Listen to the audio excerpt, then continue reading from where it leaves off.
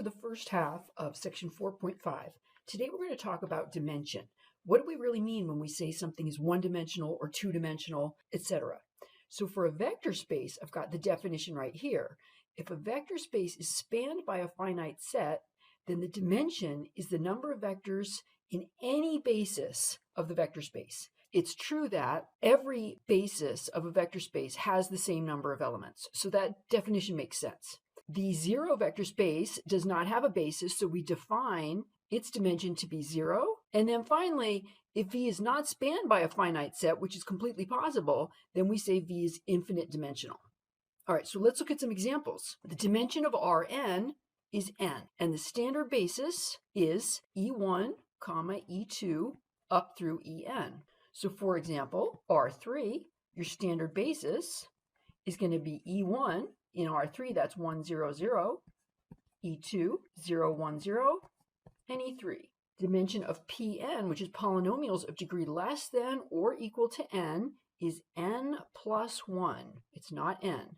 And the standard basis for Pn is 1t squared, up to t to the n. That's n plus 1 polynomials. Dimension of 2 by 2 matrices is 4, and I've got the standard basis right here.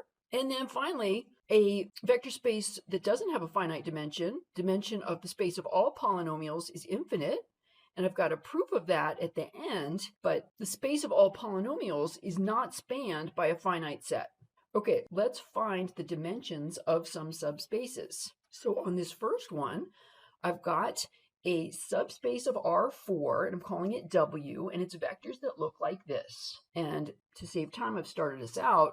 I decomposed a vector in W into the A vectors, the sum of the A vectors, the B vectors, the C vectors, and the D vectors, and then I pulled out the A, B, C, D, and what I'm left with is 4 vectors, V1, V2, V3, and V4.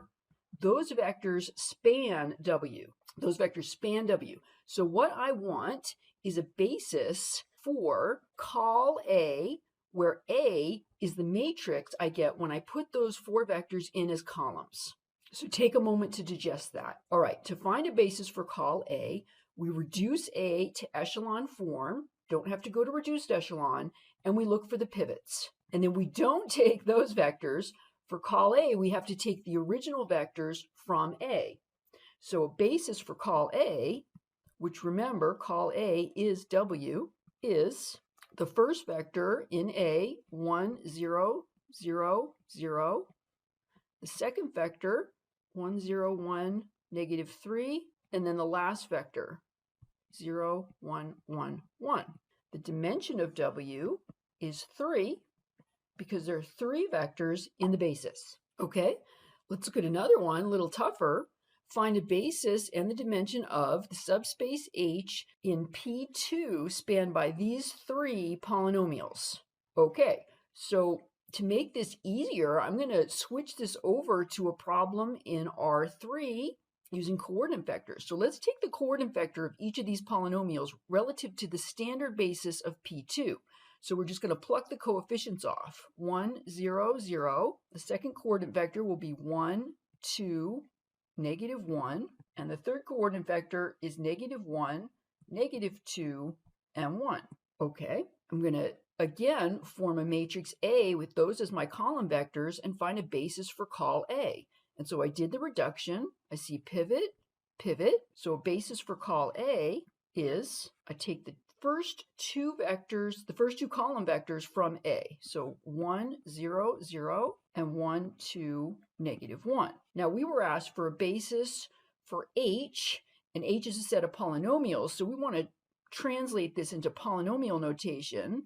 So basis for H is, this vector here corresponds to the polynomial 1, and this vector corresponds to the polynomial 1 plus 2x minus x squared. So there's our basis, and we see that the dimension of H is 2. Okay, let's look at a slightly different one. Now, H is the subset of R3 of vectors that satisfy this equation.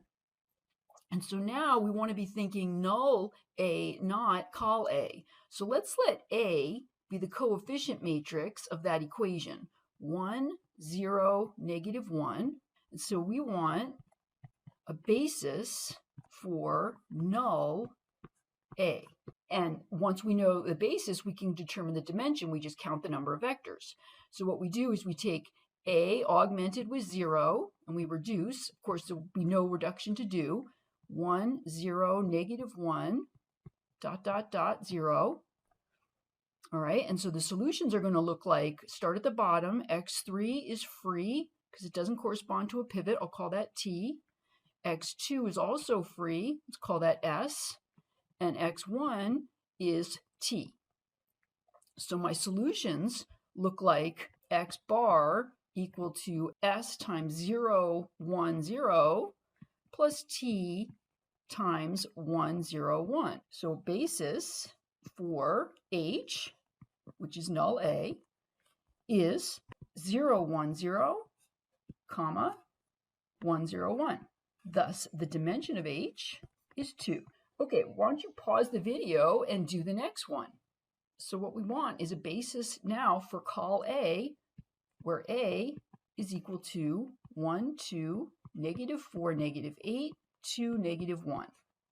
So we reduce A with one row operation to get 1, -4, 2 on top, and then 0, 0, -5 on the bottom, pivot, pivot. So we want the first and third columns of A. So a basis for H, which is col A, is 1, 2, comma, 2, -1. So the dimension of H is 2. Okay, now we're going to get into a preview of what we'll be doing in the next part of this section, the dimension of null A and the dimension of col A and how those two add up. So if you have an m by n matrix, the dimension of null A is the number of free variables in AX equals 0, because every time you get a free variable, you'll get a vector in your basis. Dimension col A is the number of leading variables. So if you add those up, free plus leading, that's just the number of variables. Well, that's the number of columns. So dimension null A plus the dimension col A is the number of columns in A. And next time we'll see dimension null A is called the nullity, and the dimension of col A is called the rank. Okay, so let's just look at a couple easy examples. Find the dimension of null A and the dimension of col A. So I go through and look at pivots. I see there's 4 pivot columns.